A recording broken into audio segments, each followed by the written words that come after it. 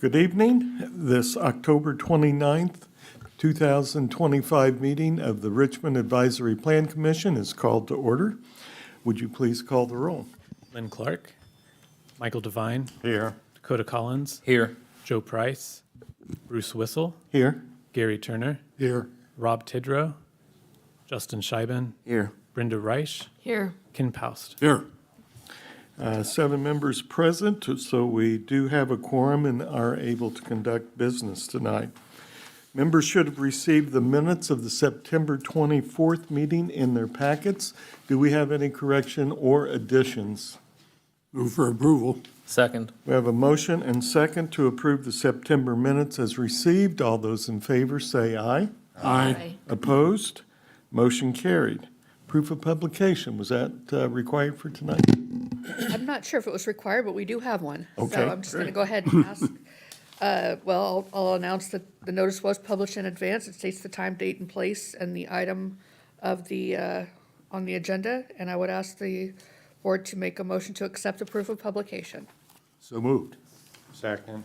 We have a motion and a second to accept the proof of publication. All those in favor say aye. Aye. Opposed? Motion carried. Under new business tonight, we have one item. It's Resolution 7, 2025, which is a public hearing and recommendation on the comprehensive plan. Everyone, thank you for having us. We're here to review. Would you give your name? Oh, I'm sorry. Jennifer Barclay. Okay. Address is 135 Pennsylvania Street in Indianapolis. So I'm here as a representative with HWC Engineering. We were able to work on your comprehensive plan update along with staff. So we're here for the official public hearing. We'll go through just an overview of the process, the public engagement, and then the plan summary as well. So again, Jennifer Barclay with me tonight is also Rachel Christensen, the planning studio lead.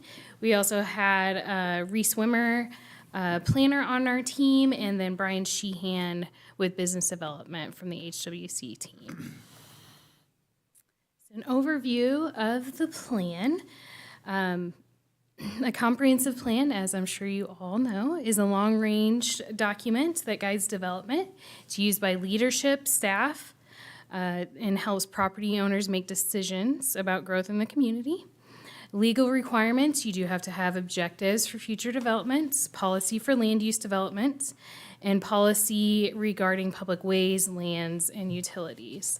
The purpose is we need to understand current conditions, set a clear vision for the future, and then identify actionable items. And we feel we have done that through this process. The last plan was completed in 2019. So you guys are right on schedule for an update to that plan, and that's really what this comprehensive plan is an update, not a complete rewrite. So many of those goals were accomplished, and so we went through those, identified what was accomplished, and then also added new goals within. The plan outline keeps with that 2019 plan, which is an introduction. We have a laying the foundation, which is key challenges and goals. Establishing the framework, which is that vision, the goals, objectives, policy, programs. And then the priority recommendations, which is the critical path strategies, and that's where we saw the most change throughout this document. So the process for this update, we began in May. We had a steering committee that participated and helped guide us through that process. That's local people. Some of you were on the other local experts as well. We walked through some changes with the steering committee. We met with stakeholders, had a public workshop, went back to the steering committee with a draft, and then last month we were here with you guys for an introduction. So tonight is that public hearing. A community engagement, I went through that real fast just a second ago, but like I said, we had 4 steering committee meetings. We'll come in front of you twice and with the council for the ultimate adoption. We had 23 stakeholders that participated through the process, and 13 people attended that public meeting, or the public workshop earlier this year.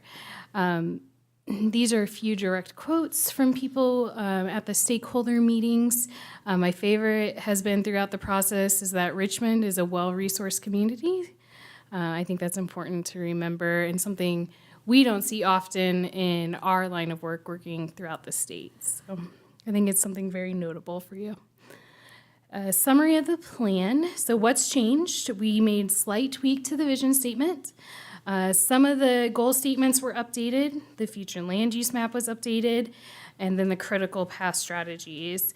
What stayed the same was that regulatory framework. That's really the existing conditions. We just updated those numbers, and then some key challenges, updating those numbers as well. So your vision statement is the city of Richmond is revitalizing, becoming a vibrant community where there are opportunities for education, entertainment, and employment. Richmond's growing quality of life stems from its diverse people, supportive environment, welcoming neighborhoods, and cultural amenities. So that is what we're working towards for the next 10, 20 years. Again, that regulatory framework carried over, and that's grow, connect, protect, and celebrate.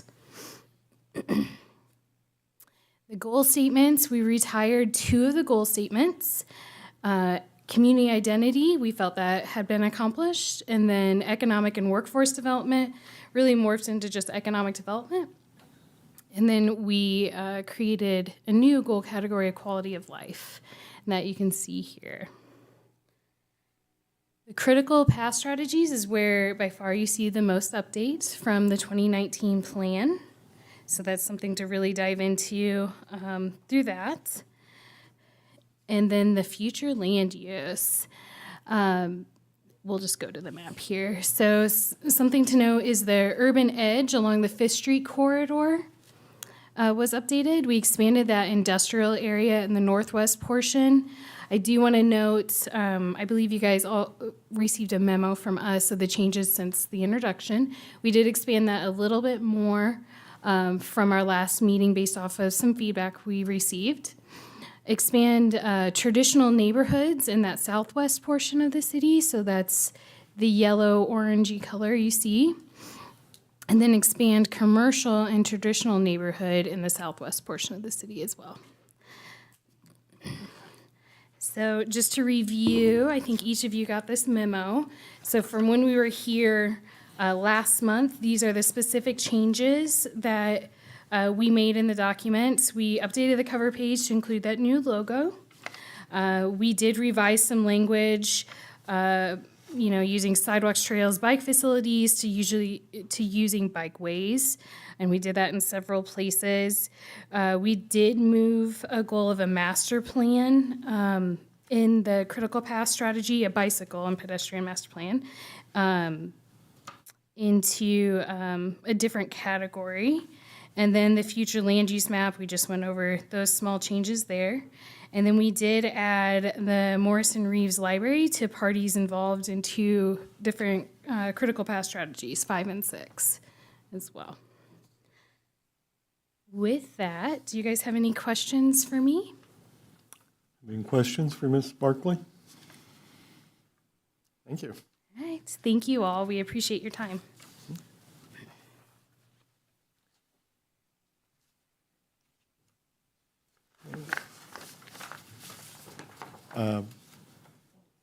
Public hearing, okay, the resolution 7, we don't have public hearing on resolutions, do we? I think it is a requirement for the comprehensive plan. Okay.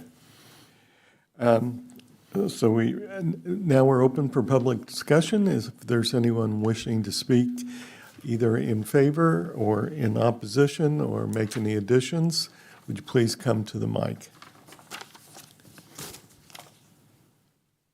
Seeing none, public hearing is closed, and we'll have discussion among the members.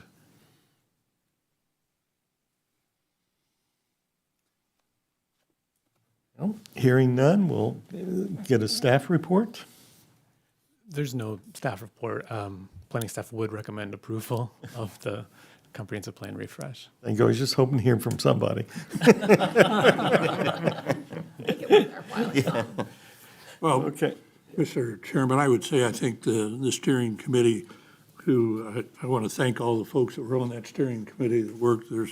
Was several of them, and looking through all 76 pages, I'm still trying to study everything that's there. And there isn't any doubt that the update on the plan is well thought out. And as we look at the future, what's beginning to happen and what the mayor's been able to do with downtown and the changes that are coming, this couldn't come at a more opportune time, I think, for the community of Richmond and Wayne County as well, with this update. And Richmond is on the move, and I'm just waiting to see all this get implemented, Dustin. But I'd move for approval. Okay, any other comments then? Okay, we have a motion for approval And a second? and a second. Would you please call the roll on that? Michael Devine, Aye. Dakota Collins, Aye. Bruce Whistle, Aye. Gary Turner, Aye. Justin Scheiben, Aye. Brenda Reich, Aye. Ken Paust. Aye. Okay, motion carried and will be recommended on to city council. The filing deadline for next month's meeting was November 19th, or for the November 19th meeting was October 22nd.